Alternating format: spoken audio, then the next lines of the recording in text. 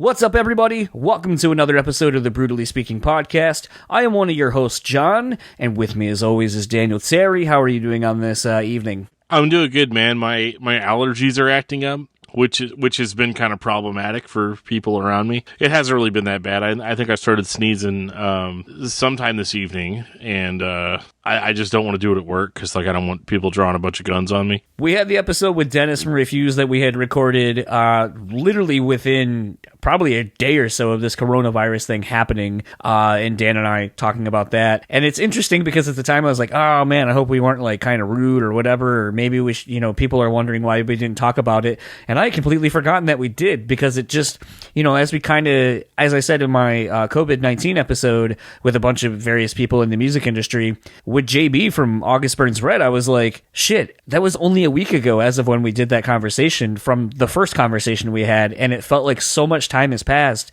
And still to this day, it's only been, I think, 2 weeks since the Dennis from Refused episode, and it feels like so much life stuff has happened, more than just the 2 weeks. I know my wife and I have been talking quite a bit about how this year just feels like it's been so long, and it's only, we're getting ready to go into April, and it's one of those things where I'm like, put my dog down, and then your grandmother died, and then now COVID-19, and then, the music industry shut down, so you're not able to go to shows or do anything other than, for me and Dan, go to work and come home, and go to work and come home. It's exciting. Yeah. So it's one of those things that I just feel like more days have passed than they really have. And it's kind of an interesting time that we're in. And unfortunately, because I was in such a rush to hurry up and get that COVID-19 episode out, due to Frank's GoFundMe campaign that was going on that's ending, in a couple of days as of when we're recording, Dan wasn't really able to be a part of that. I just kind of really quickly, vanity project of sorts, and then just fucking got it done and out, because we have other stuff that we worked on, as you heard with the Armor for Sleep episode, which happened literally the day before I did all the COVID-19 interviews, but haven't really had an opportunity to talk to Dan about how it's affecting him. I mean, he was telling me a story before we were recording about an experience he had today as a result of being an essential employee. Yeah, so I got pulled over on my way to work this morning, not once, but 2 times, which is weird because I kind of expected checkpoints, but there wasn't really checkpoints. And so I pulled out of my neighborhood and pulled out onto the highway, and immediately a cop kicked lights, because it's kind of early in the morning. So he kicked lights immediately and pulled me over. And I actually have a note from my employer saying, Dan is an essential employee, and this is why, or whatever. And he looked over it and he was like, well, anybody could have printed one of these up. And I was like, well, trust me, dude, I don't love going to work that much, to where I would do that. But it's official. Can I go now? Cause I thought he was pulling you over. Cause I was like, oh crap, I got a bad taillight. Cause my vehicle is kind of a beater, so it's not the most beautiful vehicle in the world. So I thought, oh, maybe it's just a taillight, but it wasn't that. He was literally pulling me over, who are you? Where are you going? Why are you going there? And so that was kind of rough. And then a little while later, I drove to the county where I work, which is a different county, and I got pulled over again, no joke.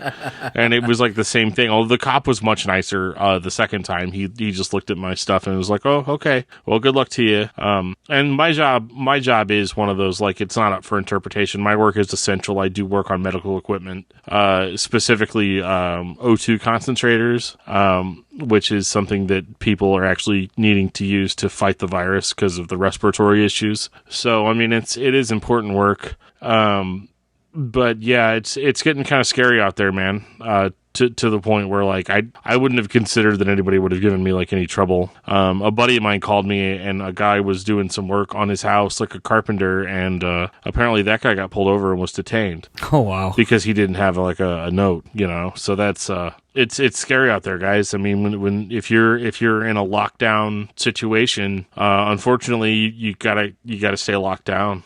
As much as it sucks, we're at a point where there's law enforcement getting involved. I mean, even here in Missouri, the few gas stations that I've drove past, which is, as everyone knows, my favorite place to buy beer, they won't let more than 10 people into a gas station at one time. I mean, luckily I'm the only guy there getting space dust, but it's still it's a little scary. It's a little weird. Thankfully, though, as an essential employee too, which I have my reservations about that for various reasons, it's interesting. Which kind of, is the best of a tie-in as we can get for the episode here with Justin Foley of Killswitch Engage. I did this the last date of this tour, the second one. And, we kind of touch on this because at the time the information was not, we didn't know much about anything. And, between this and, I kind of cut it out of the JB episode that'll be next and following this, but it's a thing where Justin and I talk about it, and I don't mean to... I can't apologize for retroactively not knowing things, because that was just the world we lived in at the time. Like, there was no real information, and it seemed like we were all overreacting to nothing. So if anyone is like, oh, you guys weren't taking it seriously, you have to understand that when we did this, like, there was little to no information at the time, and it seemed like, based on the internet just going crazy, there was a lot of overreactions. Yeah, I mean, even on the Refused episode, we were cracking jokes about it. Yeah. And it's not that we were being insensitive, we just didn't know. Yeah. We had no idea how far this is going to go. So it's one of those things where this is a pretty interesting conversation with Justin. We talk about the new Killswitch record, Atonement, which is out now. The fact that them working with Howard, the label, not issues, but basically them finally, after 20 years almost of being on Roadrunner, like finally going to a new label and it being Metal Blade, and the kind of, not pressures, but just it seems like they really wanted to kind of make a statement record with this record compared to some of the last records that they put out. That sounds bad. Compared to some of the other what is this, discography discussion? Yeah. Compared to this record as a whole, really since Jesse came back in the band, it sounds like every record always has something to prove. And I thought Incarnate was actually a really aggressive record, and this one kind of finds more of that balance between, aggression and kind of hooky choruses and so forth, and just kind of is what I think Killswitch is, firing on all cylinders. And it's a great record. If you haven't heard it, go check it out.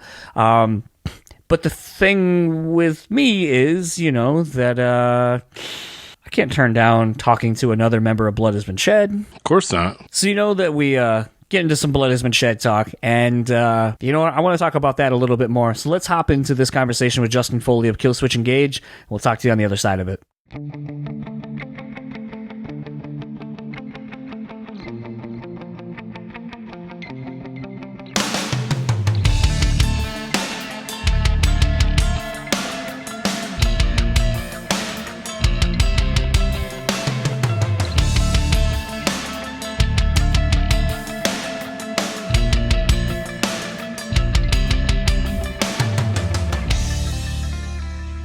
So I have the pleasure of talking to Justin Foley, drummer for Killswitch Engage, whose latest record, Atonement, is out now. I feel like there's a lot of renewed energy with this record, and I feel like part of that may be impartial to being on a new label. How was that experience of actually going to a different label and kind of having a new home for you? Did it kind of bring out new, renewed energy? Yeah, I think you could say that. It was pretty cool to just have a sense of optimism with where Metal Blade might be able to take it, that kind of thing. We've known Brian forever over there. He's a great dude, runs a really good label, so it's just sort of exciting once we finally got the process ended and we knew where we were going to go, which seemed to take forever, but it just made perfect sense. And yeah, we were all just like, great, we love Brian. It'd be exciting to work with him and see where it can go. It's kind of interesting, a lot of times you were one of the few bands, Tired and True, as a Roadrunner band.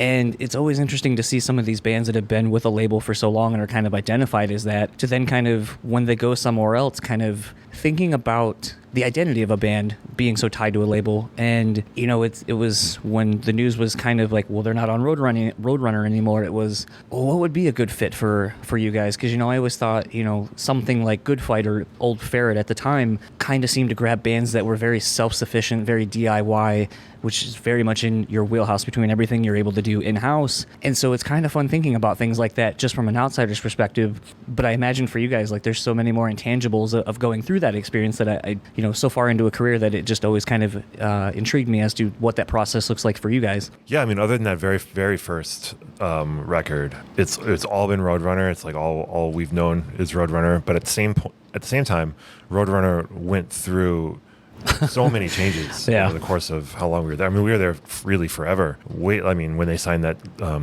original deal, the guys have told me that they're laughing, like, there's no way we'll ever get to the end of this. Kind of like, no, we're not going to be around for 6 records or whatever it was. So, and after all those years, the turnover was insane. Where Roadrunner, from our perspective, there are so many different people there. It was almost like it had become a different label 2 or 3 times over in that span. So yeah, I mean, from one view, you could say, oh, well, there are all the records on Roadrunner, and from us, it's like, well, we've worked with a ton of different people anyway through this process. So it was a little bit, I guess, it was a little bit different, and finding somebody else for the next one was sort of like, hey, well, now here's a new group of people. Maybe, like you said, it would be sort of re-energized, and as far as the pushing that you'll get from the label, or just how they'll back you. I'm not trying to say that Roadrunner didn't. I mean, obviously they did. I mean, through all the vocal changes, the singer changes and all that kind of stuff, they were very supportive. But, at the point where we were at when this one was coming out, it definitely was something that we needed to just kind of change up and get a fresh perspective on. This may not be a question necessarily that you might have had any input into, but, I'm kind of one that likes to try to take in a lot of what you're presenting, as far as the music, as far as the packaging, as far as even an album title. And so it was kind of interesting, Atonement, being a singular album title, really kind of made me start kind of thinking about that, the rebirth kind of process, or just not being happy with where you were. So, I mean, it was just kind of wondering if, even for you felt that the album title in name really kind of applies to what you guys have gone through to make this record. Yeah, I suppose a little bit. I also didn't want... I was a little nervous about it at first because I didn't want people to read it as in, like, sorry, we screwed the last one up. Well, hopefully this one's better, But I think, yeah, in some ways that it could be like that. I mean, it was a pretty interesting process naming it, because, like, at one point there was a title that I don't remember exactly what it was, but there was an email about it, and I was like, what? Wait, what? There's some, like, holdover artwork, or I was like, is that like a working title, or is that the title? And Mike and Jesse are like, oh, forgot to ask you guys. We're like, I think we can do something else. So that was pretty interesting. But yeah, I can see what you're saying with that. It's kind of hard sometimes to talk to some of these bands that have had the lineage that you guys do, being around for, 20 years now at this point, and thinking about conjunction of where I was in my life when certain records came out and so forth, and having seen you guys so often over the years of just thinking about a set list now. I mean, you're 6 records in, and there's different iterations of fans that come in and out and so forth. And I think Killswitch is one of those where fans kind of have stuck around from wherever they came on and go forward with you. But in thinking about the tour you did with Iron Maiden, where I'm like, that's a band that unapologetically would be like, so we have a new record, fuck you, we're playing most of it, and then the next tour is the greatest hits tour. Touring with a band like that and being around as long as you have, how do you determine how you pick a set list? And are there still kind of, I don't want to say fights, but are there still kind of like, well, I really would like to play X song because we haven't played it or haven't played it ever. Do you still go through that? Is picking a set list still difficult? Yes, and it's getting more difficult because it's a really good problem to have that we have songs that people want to hear, that people would be disappointed if we didn't play. So as those are building up, there's less and less time to put in songs like that. Like, oh, we've never played this, it would be fun to do. And then you try to work it in there and you're like, well, on this one, for example, in this set list, we have, I think, 6 songs on the new record, which for us is quite a bit, 5 or 6, which is, almost basically half the record, which, but we're excited to play them and we want to push the record, and it just makes a lot of sense to do that. So once you add that in, and then once you add the songs that we really don't want people bummed out for not playing, then this is kind of definitely a time crunch in there for sure.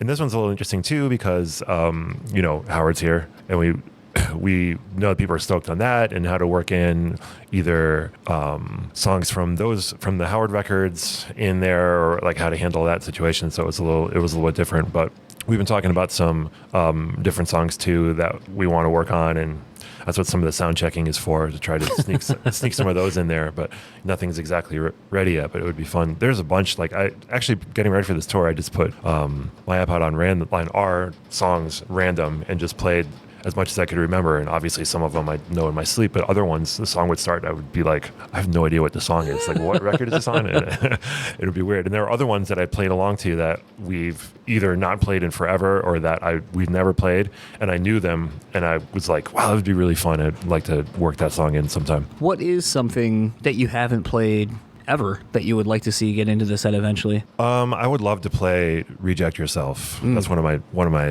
favorite of our songs. I think it just came out well, and it's different, and like I like the ending. I don't know if I'd describe it as sort of post rocky, but it sort of has that vibe to it, and I'm a huge fan of that kind of music. So playing that, I like revisiting that and practicing it kind of struck me. I was like, man, that song would be really fun to do. No idea if there's a demand out there for it. I have no clue. It is one of my favorite songs, and it's a deep track. It is a deep track. It's quite deep. Which is, I think it's actually either the album closer, it's one of the last two songs, but yeah, it is kind of funny. Some of your songs like that, I'm surprised, like even Element of One off of Alive or Just Breathing, you do have songs that are big crowd pleasers that are deep onto the album tracks, and I always find that interesting too. That, I mean, kind of speaks to how great your songs are that you create is that, but also to the fact of track listing at times too. It seems like you guys have an unenviable position of having to sometimes put your good songs way at the end. Well, I think I know that I really spend a lot of time working on track listing, and I don't know if I should just not do it anymore because it's not a big deal anymore. Yeah, but I still get wrapped up in it, and I really I like to just have so many albums that I love that feel like they get better as they go on, kind of thing. And I like that about putting a record together. It's probably a really outdated way of thinking, but I still kind of think that way. So sometimes I feel like, well, that's a really good way for the people that are going to listen to a record. That's a really good way to go out. Having songs end like that. So yeah, I have no idea. But like you mentioned, like Element of One's toward the end, that in like Rise Inside we played before, that record's a little bit different because we've sort of done the entire record. And right. Right when Jesse came back, we did it and everything. So it's a little bit different. I think some of the other records, some of the songs at the end aren't quite as I don't know, as listened to as those would be. Trying to, thinking about your career between Killswitch, doing the one record you did with Unearth, and correct me if I'm wrong, I think you did the As I Lay Dying tour filling in many, many years ago. Yeah, South America tour I did. I mean, they're all kind of rooted, we'll call it in metal. But I think every one of those bands, especially if you pay attention to the musicality of it all, very different. The things that, especially the drummers are doing. Unearth, it always amazes me watching them. The drummer plays a more traditional style grip as far as how he drums, and it looks weird because it's not what's normal, as opposed to playing like matchstick grip. Is that how it's called? Yeah, it always looks weird, right? Yeah. Not as weird as lefty drummers. They make my heads explode with lefty drummers. I actually remember seeing the band Dope, if you remember that band. Their drummer had basically a mirrored kit, split down in half. So he had like his hi-hats on either side because he was just, technically as a drummer you're supposed to be ambidextrous, so it makes sense. But it was just kind of weird looking at him, and no matter how he wanted to play, he had his kit mirrored. So it's like he had a hi-hat over here, hi-hat over here. And it was interesting watching him do his fills and stuff like that. And it was one of the first times I ever thought truly that being ambidextrous in the truest sense like that, where you would want everything to kind of be mirrored. So your fills, you're not too far away from your basic parts of your drum kit. And I was just like, I'm surprised I don't see more drummers kind of doing things like that. But to think of, like I said, watching Unearth, I'm always just gravitated to watching, his name escapes me, but watching him drum and even doing like slow-mo videos of his fills, because like the stick as it's coming down in his one hand just looks so effortlessly, and it's hitting with a lot of force and impact, but it doesn't seem like it should. But then even like, with Jordan, like his double bass work is just incredible, and his like stick speed is like lightning fast, and it's interesting to see and have seen you play all of those. But it does make me wonder what's, you talked about being into post-rock. What is a genre, or what is a band maybe that you would like to jam with that maybe people wouldn't expect from you? Dave Matthews Band. Really? That would be That would be interesting. I mean, you talk about a phenomenal drummer, but Yeah, right. And the guy he kind of plays open like lefty. yeah. So he's definitely, if there was a candidate to have a kit mirror image, it would be somebody like him for sure. But I don't know. It'd be fun to do. I don't know about necessarily a jam band. I mean, I know that they have. Well, I meant more jamming like to reputation, jam with. but to jam, But yeah, to jam with. But it would be fun to play something where a lot of the ideas are kind of left open, or like the fills are left open, or whether there's like solo sections are extended or something like that. That would be kind of a fun thing to do. I can't think of anything exactly that comes to mind. But I mean, other than that, I would kill to play for Caspian right now because I like my favorite band right now. So I almost figured like a band like Thrice would have been right in your Thrice wheelhouse. totally would be a real fun one. Something like that too, where I don't have to play double bass. I can just kind of jam and do some backbeat stuff would be fun. So I was going back through and watching some of the Killswitch documentaries, trying to find something different to pull from maybe that I haven't seen in looking up a couple interviews with you over the years and so forth.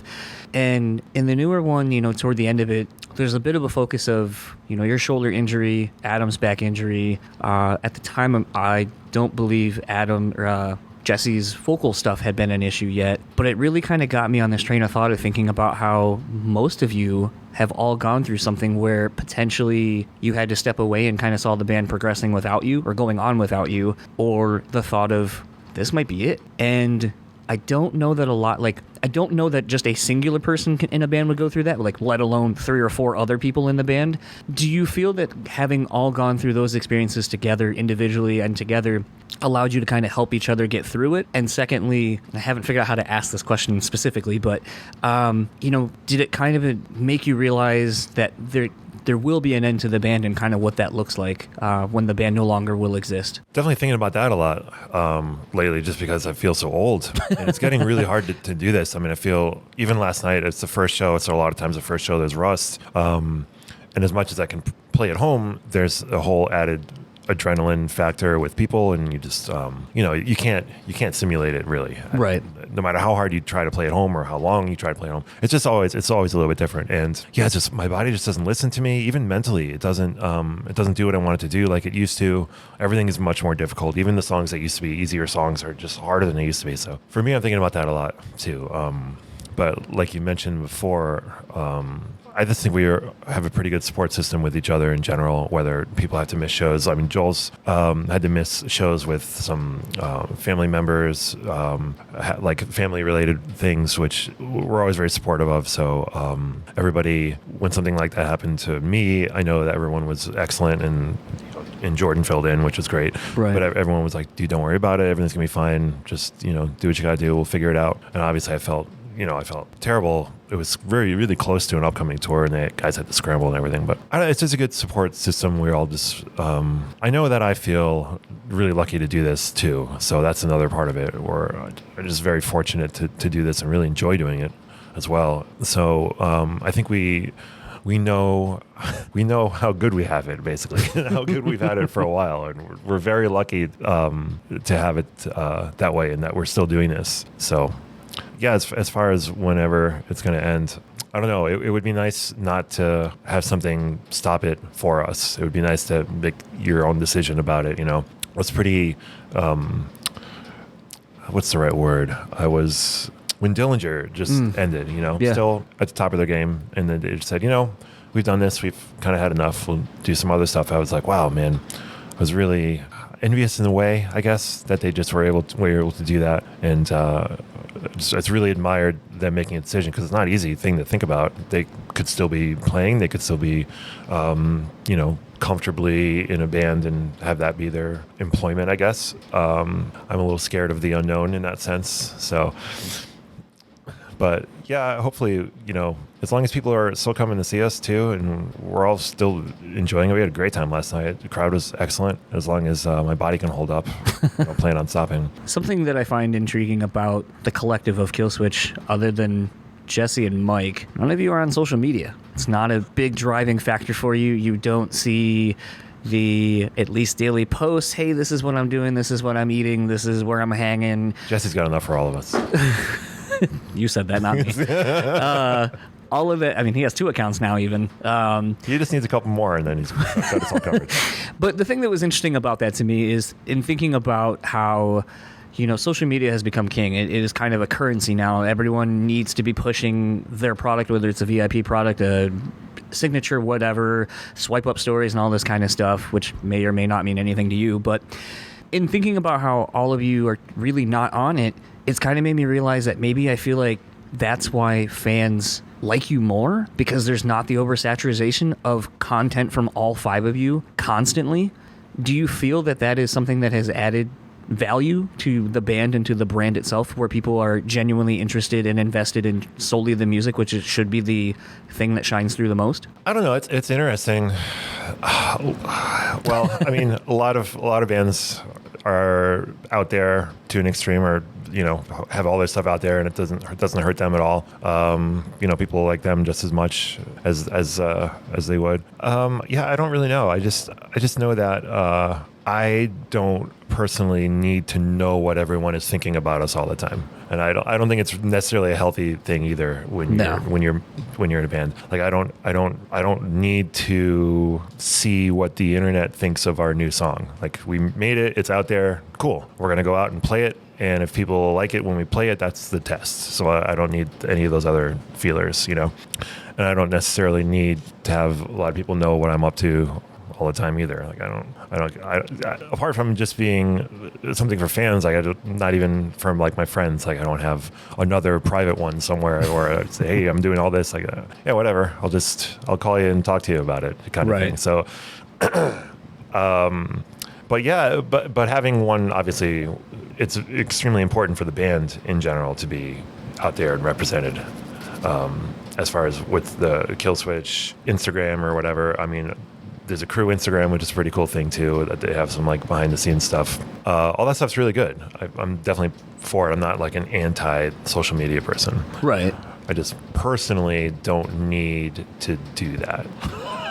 And I can see what you mean though, because I mean, growing up, a lot of the bands that I loved, I didn't know everything about them, and that was fine. And it was fun to look for little pieces about them and learn stuff here and there about them. Or when I would go see a show, it would be like, wow, I'm seeing it, rather than I've seen, a million videos of their shows, so I know exactly what to expect, kind of thing. That's a cool thing that can kind of be missing if stuff's out there too much. It's funny you mention that, because it's kind of in line with my next question. Was in what little bit of information I've seen in interviews with you, you've made it pretty well aware or well known that Neal, Peart, and Sean Reinart. Yep. Yeah. Were big influences on you. And obviously, more so, Neal was very private. Taking in today's digital 24-hour news cycle, the fact it took almost a week for everyone to find out that when he had passed initially, and we're hearing about it days later, was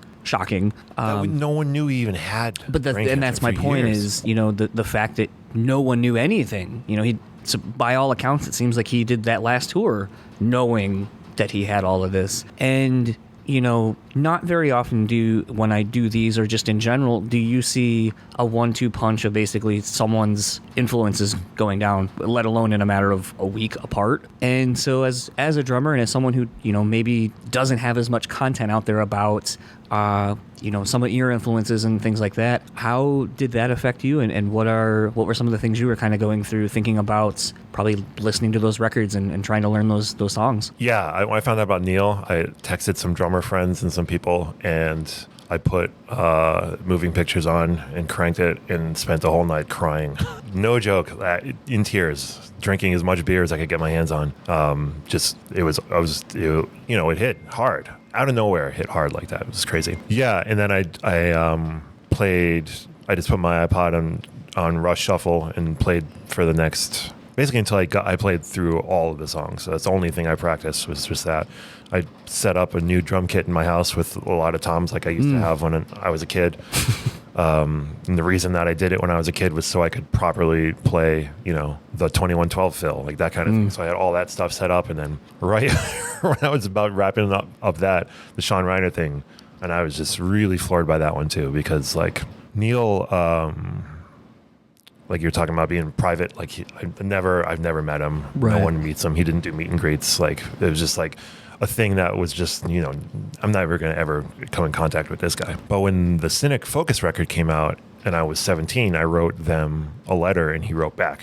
Oh, wow. And so I had that, on my wall when I was a kid, and I went to see them and I got a signed stick from him. And, I got real answers like, hey, what do you play? How did you take music lessons or all this stuff? And then Cynic got back together at like 2007 or whatever that was, 8, 9, sometime late 2000s. Around there, yeah. And we did a show with them in Prague, and I ran into him and met him again and said, hey, I wrote you a letter way back. And he was like, oh, cool, whatever. So it's like somebody I actually had contact with right. that also changed drumming and musically changed everything for me. So those two guys, one guy that was just sort of no chance would I ever interact with him, but that's fine. I don't need to. It was basically, Rush was basically my first music school because I would learn all the parts and learn how they worked and then learn all the bass parts and all that stuff.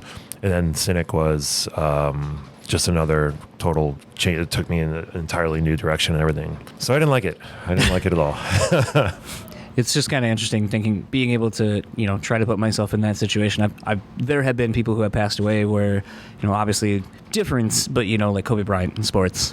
I grew up, I remember watching high school games, and, I remember, seeing some people go like, oh, you never met the person. Why are so people enamored with celebrities once they pass away and all this kind of stuff? And I was like, well, grow up watching someone 3-4 times, a week for 20 years and tell me that you don't feel like you have some sort of significant bond with them, even if you've never met them. And I definitely think the same applies to music, because music, a lot of times when you find it and it's something that resonates with you, it becomes more than just an audible experience. It becomes a very emotional and physical experience at times that can take you back to wherever you were when you first heard a record, bring you back to a lot of things. And so, like I said, the sheer impact of losing not one but two people in a matter of a week like that, where I know that for a lot of drummers were very big influences, it was just kind of like, holy shit, and you're the first drummer I've talked to since all this has happened. So, and the fact that you've been vocal about it being two of your bigger influences was even more prevalent to me to at least, kind of talk to you about it. Yeah, I was scared. Who's next? This is... I was like, oh my God, what's going to happen? Some of my friends were texting me hey, be careful, wrap yourself in bubble tape. I'm like, guys, I'm nowhere near as important enough as these. You don't have to worry about me. Somebody, if there's going to be in threes, somebody big is going down. It's scary. So kind of as we're slowly wrapping up, so I've had the pleasure of talking to Howard, and we, toward the end, talked about Blood Has Been Shed.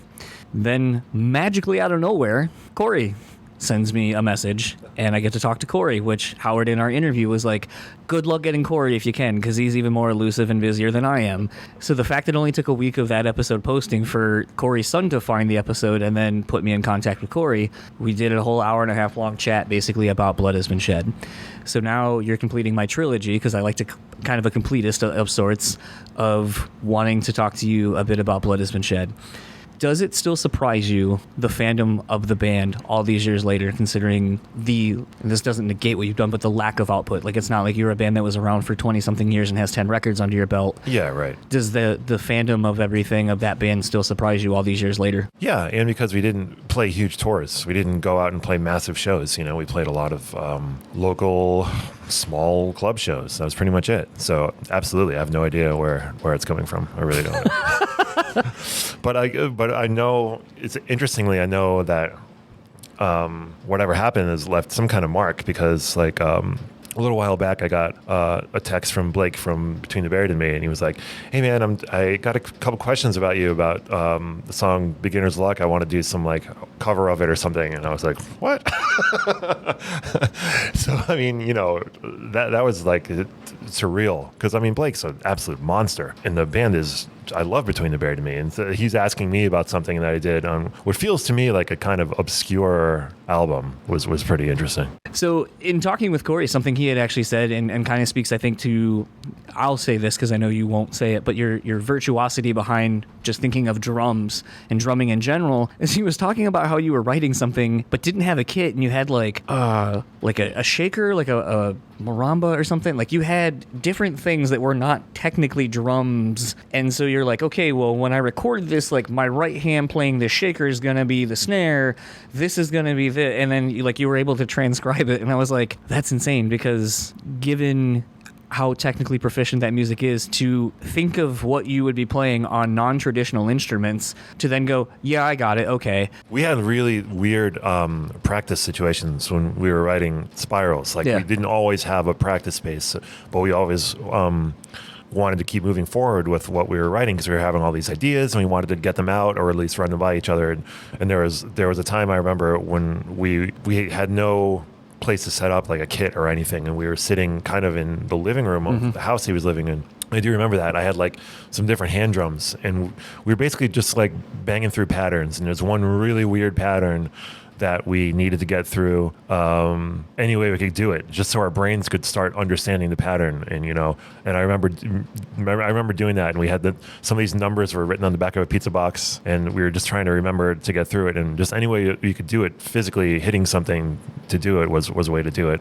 Another time we were, I don't even know, we were in a house of somebody that he knew, his grandmother, and she was not in the house for a while, and the person was letting us practice there on so we're writing this this weird heavy record, and I have this pad, electronic pad kit set up, and we're in the most stereotypical old lady living room that you've ever seen, and that's what we're trying to write in this living room. It didn't go together, but it's all part of whatever made that come out the way it came out. What's interesting to me is in my chat with Quarry, because it started with Howard, and I was like, yo, you and Mike long time ago, I think on the As Daylight Dies record cycle, are on in an interview, someone asked about Blood Has Been Shed, and Mike's like, oh, I've heard the new record, and then collectively it was just waiting for vocals and was going to be done sometime that year, and I think that was 2004. That might be a little farther than I remember it ever getting. Okay. I remember things getting kind of demoed and that what you played me and having some ideas, but as far as really starting to write or wrap things up, I don't remember getting really too far with it. We were hopeful, but we never really got going. Is that something that you guys collectively would like to go back and at least finish it? Because I had pros to Quarry, if you have songs and at least we'll say 3 are done, they just need to be properly recorded all the way through, would you like to at least sort of see it to a completion, to where it's these are going to be the last songs, and at least kind of finish Blood Has Been Shed officially with the last release of what had already been done? Maybe, but I have a feeling that if that started, there would be new ideas. You know what I mean? So then it would just be well, why do something that old? Why not just do new stuff? So I have a feeling that if it got to the point where we were, getting together in any way, I would say that it would most likely result in something new coming down. Because Corey's always so forward thinking with his stuff that it strikes me that him going backwards to something probably wouldn't happen. The irony is, he said that the record, he had remembrances of saying that I think this record's going to be 10 years ahead of its time. Oh, okay. He didn't just say we'll do it in 10 years. Well, yeah, sure.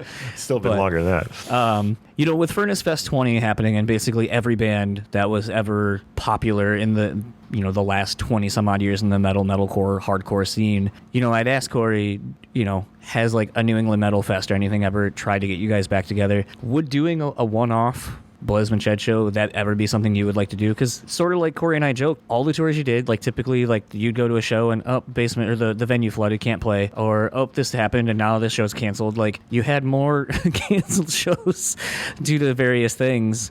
So would you ever envision the band at least doing a one-off in any sort of iteration? Yeah, absolutely. I'd love to do that. I would very much like to do that. It would take work to do it. It's not easy stuff to do. But yeah, I would absolutely be down to do it. It'd be a pretty fun thing. I'd be really interested to see what the response would be. Just really, really curious. I don't know. I have no idea. I think people would be into it. It'd be weird to see. I would also like to see what the crowd, like what age crowd are we talking about? Because we're all old, man. Like we are old people. Are there going to be kids there? How are kids hearing about it? Like what's going on? Like I just don't know. So I mean, it'd be fun. I wouldn't put a whole lot of. I wouldn't get my hopes up too high for it being some really awesome event and people being. I'd just be like, yeah, it would be cool to dust these things off and do them again live. Live energy is fun. I remember playing those shows, and it was really fun to play that stuff live. So sure, I mean, that'd be a pretty cool thing to do. Obviously, we're all busy, right? But we all live in different places, so it's hard to get together. But if we really, wanted to do it, we could make it happen somehow. But we'll see. Well, I guess that's seems like the participants want to do it between collectively talking to you all. It's just a matter of scheduling and finding time. But it's been something, in doing this and in remembering a time before the internet and everyone having a blog or whatever, there weren't answers to a lot of these things. So it was like, here's this band, and obviously Killswitch kind of took Blood Has Been Shed out of the equation by taking you and Howard, by you guys going to the band. But it was one of those where it's like there just was no nothing. Like there wasn't like a, hey, because of this we're done, or anything like that. There was no, not even like a Dylan Dress thing where it's like, hey, we're calling it a day. It just has, it's still dormant. Yeah. Just imagine you guys are gonna be like a volcano that'll just erupt eventually one day. I don't think Quarry felt like he needed to say anything about it not being sure. We were all sort of like, it'd be cool to get together and play again. And we just kept thinking that. And then, next thing you know, 16, 17 years later, we haven't, or whatever it is. So I just sort of time got away from us, I guess. But yeah, it'd be fun. Well, I will let you go. I was going to ask you about the coronavirus and how you think that's going to affect touring, but I feel like it's a little bit too heavy of a question to end it on. It's a valid question, especially like an hour ago. There was some... We just got our first cases last night at 10:30 here in Michigan. Oh, no kidding. We have our first 2 confirmed in Michigan. It was at like 10:30 last night. Well, we just heard about Washington State putting a ban on Seattle gatherings. Yep, over 250. And we have a Seattle show coming up. We have no idea what's up with. Well, I'm sure you saw the thing about the person from Tool overseas that was on in the general admission area that had a confirmed case and went to like this massive like arena show at Tool. No, I didn't see it. No. So it's going to be interesting for you guys. Well, thank you very much for taking the time and looking forward to the set tonight. Yeah, thank you. Thank you. So that was my conversation with Justin Foley of Killswitch Engage, and fuck it, why not? Blood Has Been Shed, because as you heard, the band is not broken up. They're just on a not defined hiatus. Yeah, I mean, everybody kind of is, right? Sure.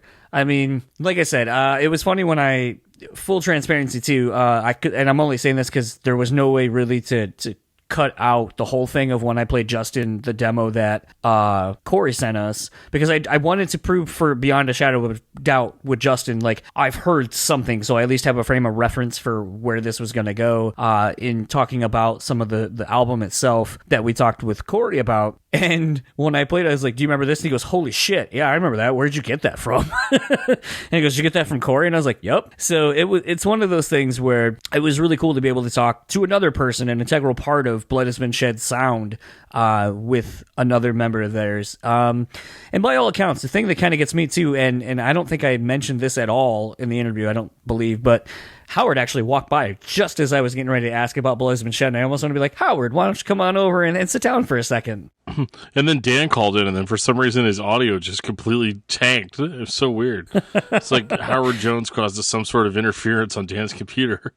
But it was one of those things where, I knew I wanted to talk to Justin about that. And some people might say we've been beating the Blood Has Been Shed horse to death. Don't care. I think we are trying to beat it into resuscitation, because by all accounts, it sounds like, other than just, everyone being busy, which understandably, it sounds like everyone wants the band to come back in some capacity and is down to at the very least do a reunion show of some sort. Totally. Yeah, man. Like, let's do it. Let's make it happen. Let's live stream it. Oh god, that'd be so rad. I mean, like, live streams, I don't know if we've talked about this really, or at least I haven't. Live streams have the potential to be, bigger than a show, because more people can attend a live stream, and yeah, I could be down with that, whether there's a rampaging virus on the loose or not. I would love to see some of these songs, man. I know we're beating it to death, and I really just I don't care. I don't care how you feel. I don't care either. How you feel about it. Like, it's just this band was incredible, and sounds like they were on the verge to being incredible again. And I have to have that. I have to have that in my life. So, Howard, make it happen. Yeah, I am very much hoping. He's not doing anything. No one's doing anything. He can make it happen. Yeah, I mean, I don't know what Corey's doing, but I mean, I made the comment. Nothing, John. We're all doing nothing. If Corey says that, the record felt like it was 10 years ahead of its time, then that means it's the perfect time to put it out now. So fucking finish it and put it out. Let's make it happen. Kind of on a more somber note, it was also kind of interesting to get to talk to Justin about Shane Reinart and Neal Peart. And, yeah. Because he has been, in some of the drum magazines, some of the more drum-centric interviews he's done, he's talked about how influential those two players were for him, and to lose two of your biggest influences within a week of each other, that's just devastating. Like, I mean, I saw what it did to the music and hard rock, metal world and all that, and just the drummers of the world worldwide. But to know that it's two of Justin's biggest influences is really wild. And, I didn't want to bring it up to be insensitive or anything, but it's just one of those things where I know there's going to be a handful of musicians that when they pass away, I'm probably going to get real fucking gutted, because it'll be like, holy shit, like these guys meant so much to me and influenced me to do X, Y, or Z. And that's not a Rush pun either. That's YYZ. Sure, Never mind. Just let it happen, John. Fall into it. But no, so getting to talk to Justin about two of his bigger influences was something I thought would be interesting for drummers, because we don't actually talk to we talk to a decent amount of drummers, but we don't talk to a whole lot, and we don't really talk kind of drum people in general a whole lot. So it just kind of felt like an opportunity to talk to a drummer about drum legends that obviously have a big impact on what typically we are in with this podcast, which is rock, metal, and so forth. So, but I thought it was kind of cool, and was really, really touching to kind of hear, how he went and dealt with the news. I think, some people, like I said a couple minutes ago, there are some deaths that happen in the music industry that when they go, they just, have a ripple effect, and you're going to always remember where you were when you heard of what happened to them. I could tell you where I was literally within 20 minutes of finding out of Dimebag's passing when it happened in real time. Yeah, unfortunately, I don't remember where I was when that happened, because I've never been like a massive Pantera fan, but it definitely was something that made waves. I mean, you look at even something like Kobe Bryant, that was... It's weird, too, because when I was listening to your conversation, I was like, Kobe Bryant didn't die. Like, I'd almost like erased it from my mind, and then I was like, no, it did happen. Like just now.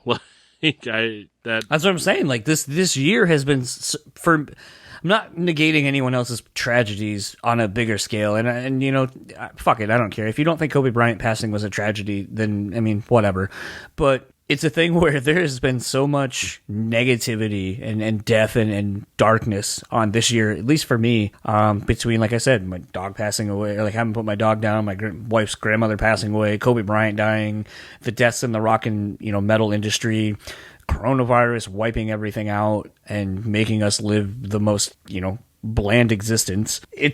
And we're just getting to the end of March, and it's like, fuck, man, 2020 came in and didn't bring any lube or nothing, just came and fucking raw dogged us. Absolutely. It's kind of a little bit of a bummer all the way around. I didn't necessarily mean to bring this down, but I enjoyed this conversation. I hope you guys do too. At this point, we just need to collect Adam and Jesse. And then we'll have the full Killswitch anthology series. Yeah, and then we can commentate on everything going on. And as we kind of wrap this episode up, if you would like to keep up with Justin, well, fuck it, you can't, because he doesn't have social media, as you heard us talk about. Yes. Facebook and Instagram at Killswitch Engage, Twitter at KSE Official. I don't know when this tour that they were on with August Burns Red and Light the Torch is getting rescheduled. I think as of now it's still just postponed. There's no reschedule dates. It won't really affect me because I doubt they're going to restart the whole tour over, which would be tight if they came back around and did another one, because maybe then I could get Jesse or Adam, but... They'll go to St. Louis and I'll get the interview.